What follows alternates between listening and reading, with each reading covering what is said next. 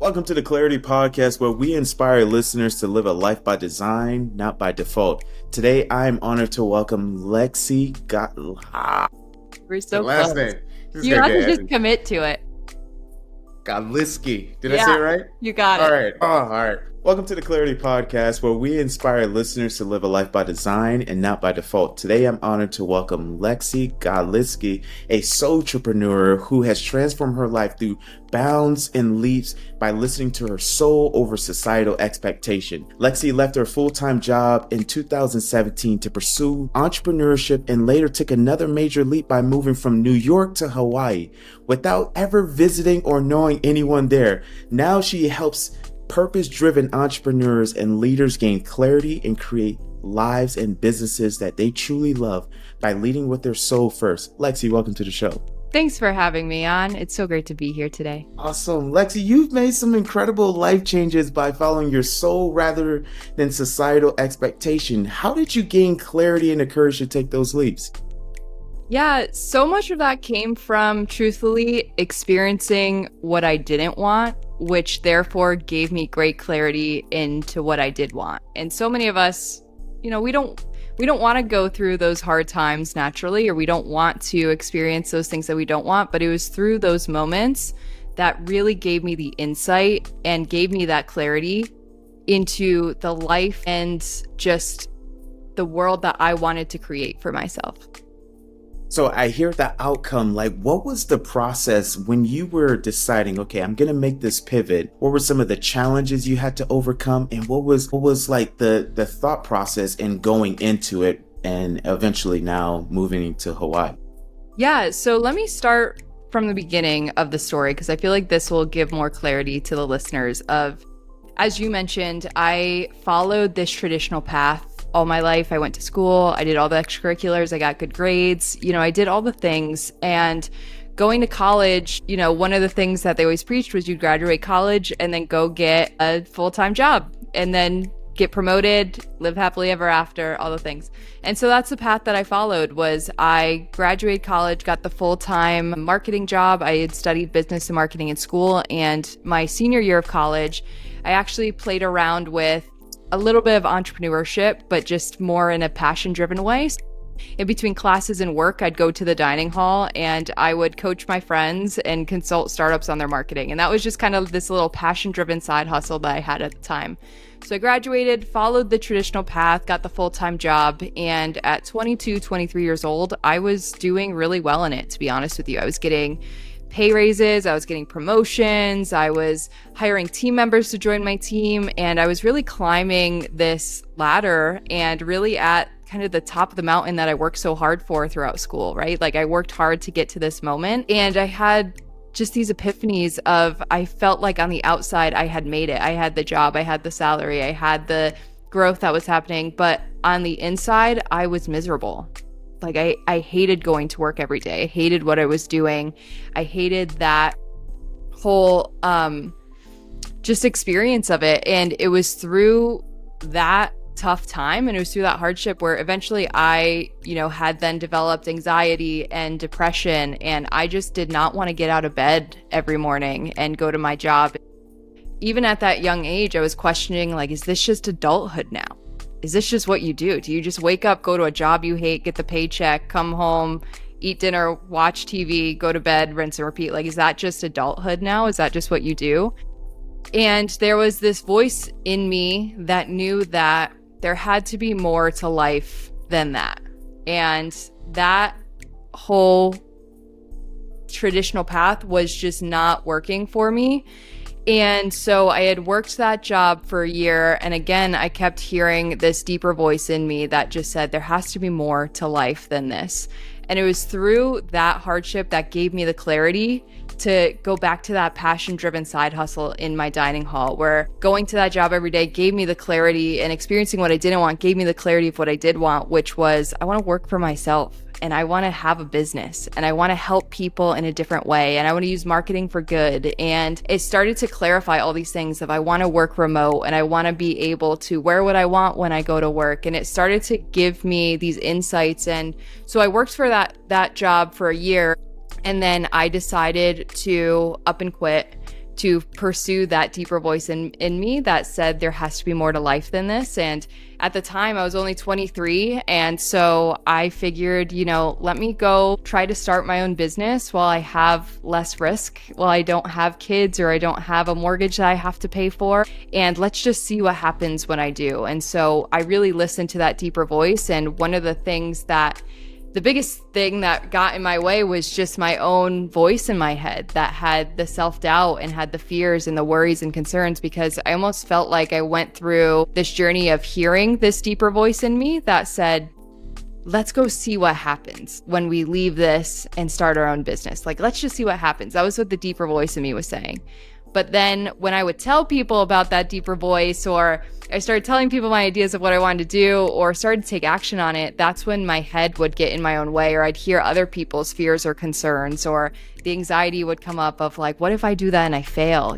What if this happens? What if that happens? Am I good enough to go start my own business? Am I too young to start a business? Like, blah, blah, blah. And so the biggest thing for me was really the mindset piece of it and my own fears and doubts and things that came up. And so one of the things that I did that really helped me so much when I first left that job was, for the first time after that, I got a journal and I sat down and I asked myself, what do I truly want?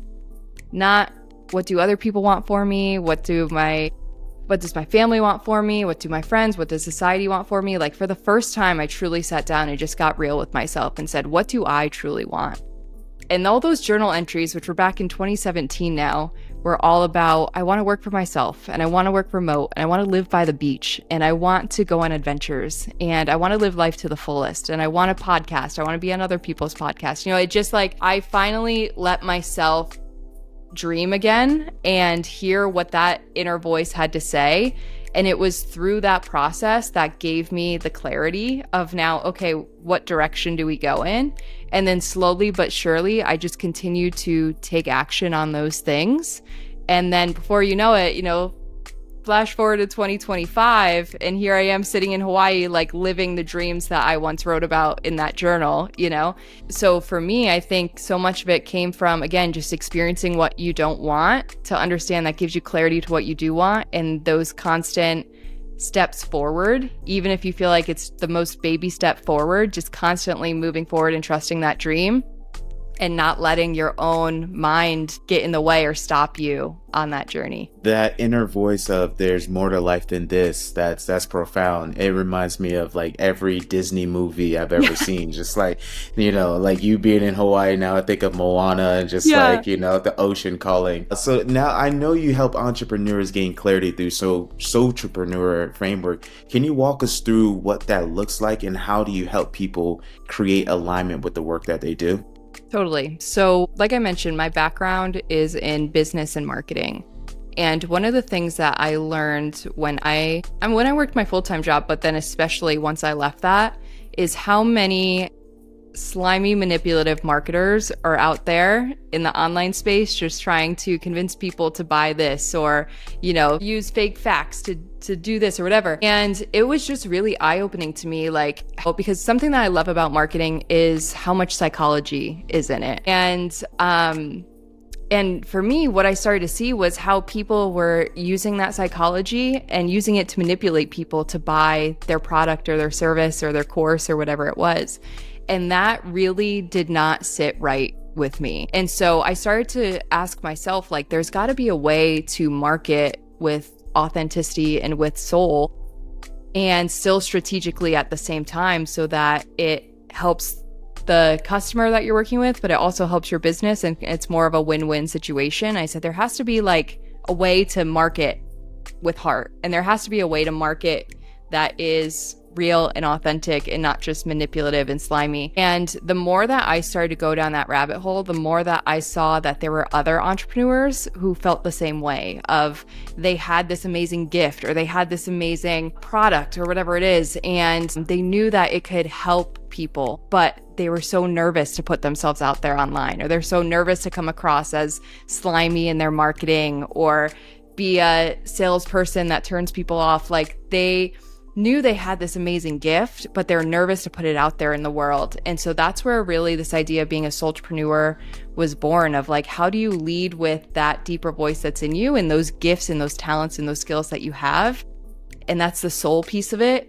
And yet still market in a way that's strategic and also get your gift out there in the world to do the job it's meant to do and make an impact on people and still make money in the process. And that's the entrepreneur part. So that's really where I started to merge those two worlds together, of what happens when we start to lead with that deeper voice in you first, and then build a business around that that's driven to make a positive impact and to help other people. And that kind of just formed over the last 7 years of doing this. The more that I found, like I mentioned, that people were really looking for that they wanted to share their message with the world, but they were nervous to do that. And it's like, how do we break through those fears, and how do we help people show up as their fullest self so they can do what they're meant to do, and help other people and still build a business and make money in the process. Business and make money in the process while doing it from a authentic and a pure place compared to what's already out there. One of your core messages is about teaching others to listen to their souls. Like, what are some practical things they can start doing in their soul, or listen to their souls while doing life and business? Yeah, that's a great question. So one of the number one things that I have people start with is starting to recognize the voice that's in your head and then the voice that's in your heart. And how do we start to move from one to the other? So one of the things that I love doing, whether it's a friend I'm talking to or a client or whoever it is, and they always say, well, I don't know. I don't know what to do. I don't know where to go. I don't know what I'm doing with my life, blah, blah, blah, whatever the story is. I always pause and say to them, like, I believe you do know, but either your mind isn't letting your soul speak, or you're scared to listen to what that voice is in your soul, or like you're not ready to act on it yet. But I firmly believe that like your soul always knows the answer of what to do next. And it might not know the full game plan, right? Like when you get in your car and you put a direction in your phone for the GPS, it's going to give you one turn direction at a time, right? It's not going to give you everything at once. It's going to say, okay, drive straight. And then at the light, you're going to take a right. And then you're going to do this, and then you're going to do that. And it gives you one turn direction at a time. And your soul's going to do the same thing. It's not going to give you the full game plan of where you're trying to go, but it is always going to give you the next step. And sometimes if we've been like hustling and grinding a lot and your soul is just worn out, sometimes that next step is literally just like take a nap or go out in nature. And people don't want that as the next step. They're like, I want to know the formula to change the world. Like, I don't want to go take a nap. But I firmly believe that your soul always knows the next step to take. But every time that we say, I don't know, we're blocking that inner wisdom and that inner knowledge. So the more that you just open yourself up and truly listen and start to trust what that inner voice is telling you, and just take that next step, no matter how small that feels, it's going to be like a muscle, like any other muscle in your body. The more that you start to listen and hear that voice and start to just practice acting on it, the stronger and stronger it's going to become. So a great place to start too is just asking yourself, what do I truly want? What do I truly want? Not what does society want for me, not my parents, not my friends. Like, what is it that I actually want? And then can you sit with that question long enough where you go from your head to your heart and you actually hear what the deeper voice in you has to say, even if it's hard, even if it's scary, and then just take whatever next baby step that is towards that thing. And if you can rinse and repeat that process of what do I truly want, listen long enough to hear that deeper voice, and then just take the next baby step towards it, that will get you where you want to go. If you keep rinsing and repeating that process time and time again and day again, like, just continue to listen and trust that inner voice and act on it. And the places that it's brought me from doing that is unimaginable. Like, I never even imagined living in Hawaii as a possibility. But when I started to listen to that inner voice and say, I want to live somewhere warm and near the ocean and where I can adventure, then all of a sudden Hawaii showed up as an opportunity. And I said again, if I don't do this, I'm going to regret it. So like, let's go try it and see what happens. And then it brought me on adventures. I've met people. I've done so many amazing things I never even dreamed were possible from leading with that soul and that inner voice first over just the doubts and the fears and the limitations that are in my head. It's the next step is literally telling you the next step. So that's profound. And then taking that leap of what would it look like? And let's see what happens moving from New York to Hawaii. How do you personally navigate fears and doubt when it comes to making bold decisions like that?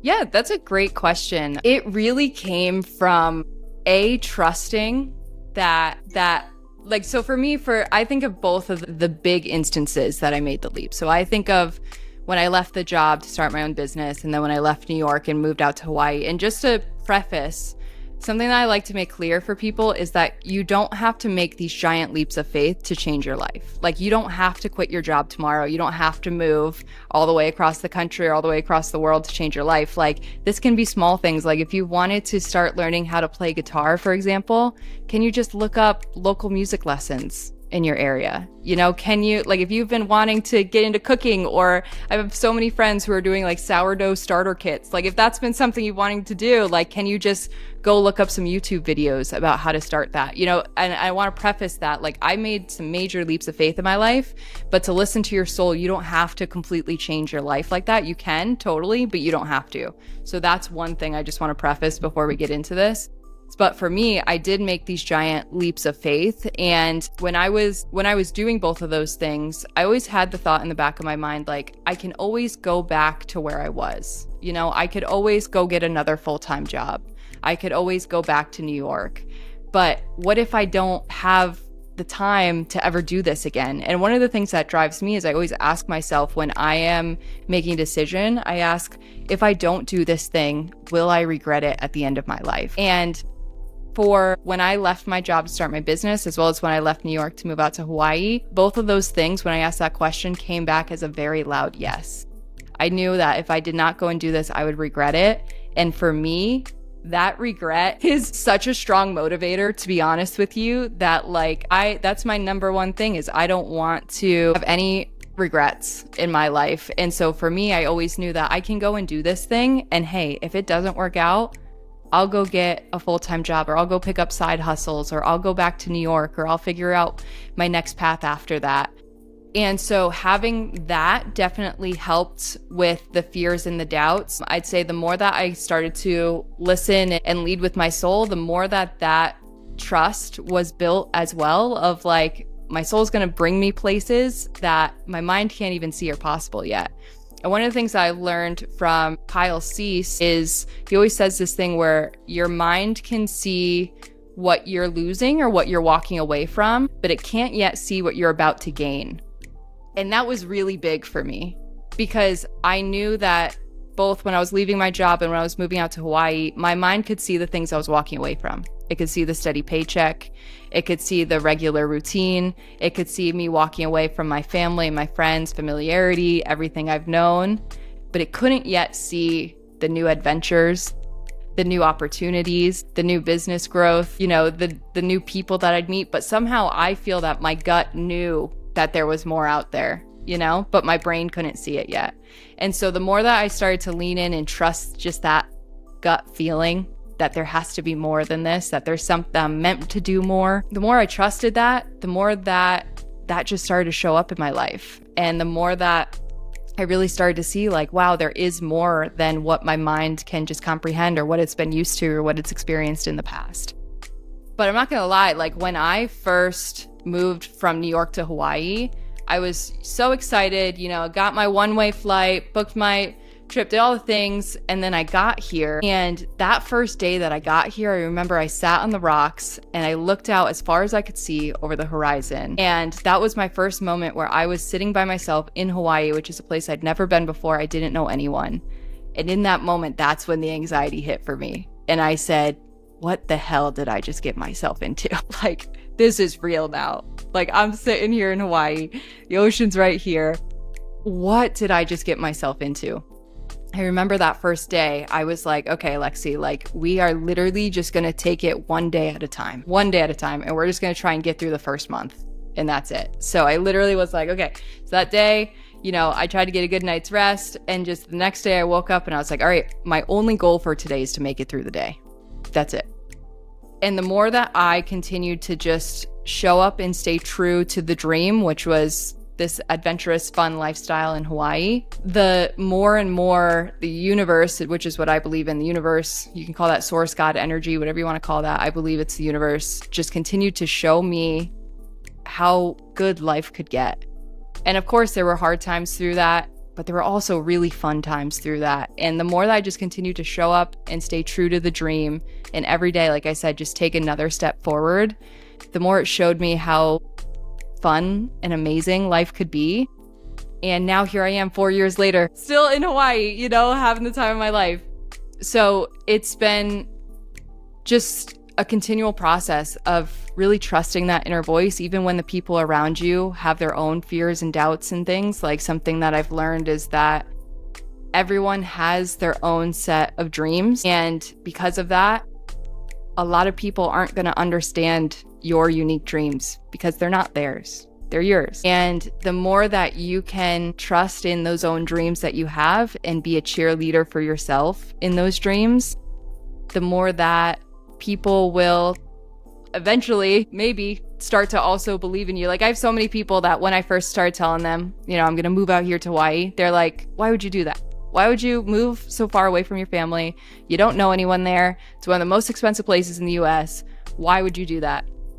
And now, of course, 4 years later, they're like, all right, I think Lexi was onto something, doing that. Like, look how much fun she's having, like, blah, blah, blah. And so most people aren't going to understand your dreams. So the more that you can be a cheerleader for yourself and a cheerleader for your unique dreams and continue to believe in them and just take action on them, the more that other people will start to see that. And maybe you'll inspire them along the way to start listening to their own dreams too. That's another TED Talk. Yeah.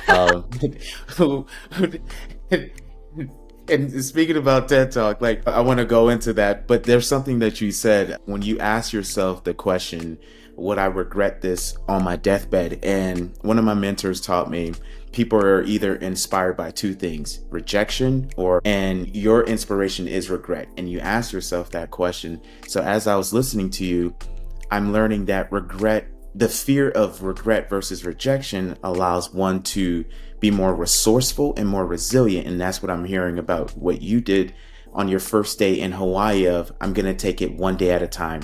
And then I'm going to get through this next month. And then I'm going to figure it out. Now, you've done a TED Talk, which brings me back, on clarity and transformation. What key insights from that talk can you share with our listeners today? Yeah, so many things. Number one is that if you have not figured out already, listening to my soul greatly transformed my life versus just listening to what society told me that I should do. So that's A, in a nutshell. And then I've seen that has helped my clients, helped my friends, helped family members transform their lives as well, as just listening more to that deeper voice in you. So that's been amazing. So that's A. B is that vast majority of society listens to their head over their heart when they're making decisions. Yet leaders who have greatly transformed our world, like Oprah Winfrey, Steve Jobs, Albert Einstein, they all attribute their success to listening to their intuition. And even Steve Jobs had, I don't know the exact quote, but he had referred to his intuition versus his intellect as being the thing that allowed him to create the innovations that he did and make the impact that he did. And so that to me is just so fascinating, how there are these people who have greatly impacted our world, and they're saying it's because I listened to my intuition and I trusted that and I acted on that. So I think that's amazing in and of itself. And one of the things that I shared too in that talk was that there was a caretaker, Bronnie Ware, who wrote a memoir called The Top 5 Regrets of the Dying. And she would interview people in their final days and ask them about their lives.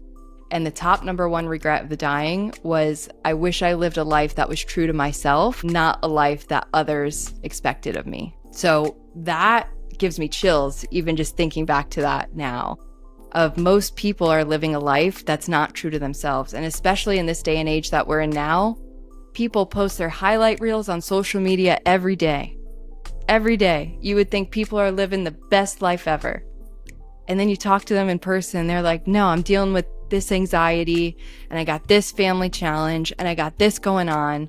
blah, blah, blah, blah, all these things. And so it's like most people are posting just their highlights and not what's actually going on. So then we go on social media and we look at everyone thriving. This person's getting married. This person's buying a house. This person's traveling to Europe. This person's doing this, but we don't know the full story. And it's like the more that you can, again, just come back home to what's your soul trying to tell you? Where is it trying to take you? And can you let that be louder than the highlight reel that everyone's posting on social media when they're showing like their life is amazing, but they actually hate it at the end of the day, And that really stood out to me because one of the other things I talked about in the TED Talk was that the odds of you being born are 400 trillion to 1. You have better odds of winning the lottery than you do being born. That's wild to me. And yet most of us are walking around just like not realizing that we're miracles, and that we won the lotto. And that doesn't mean that we're not going to go through hardships and we're going to face different adversities and all these things. But like the odds of you being born are 400 trillion to 1. That's crazy. So if you have this one precious life, like what do you want to do with it? I'm always driven by the idea of like, you can't make more time. Time is the number one thing you can't make more of. So like, how do you want to use it? Who do you want to be spending your time with? What do you want to be doing? And what's possible when you at least just try moving in the direction of those things? And the more that I've done that, the more that life has just shown me what's actually possible. And there's like no going back after you see that, you know what I mean? You can't unsee, you can't unexperience when you step into abundance. Yeah. Lexi, when our listeners are listening to this and they say, hey, I resonate with this, or I'm curious to connect with her more, where and how can they connect with you a little bit more? Yeah, great question. A few different ways. You can go check out the TEDx talk by searching How to Live Life Fully on YouTube. It should come up there.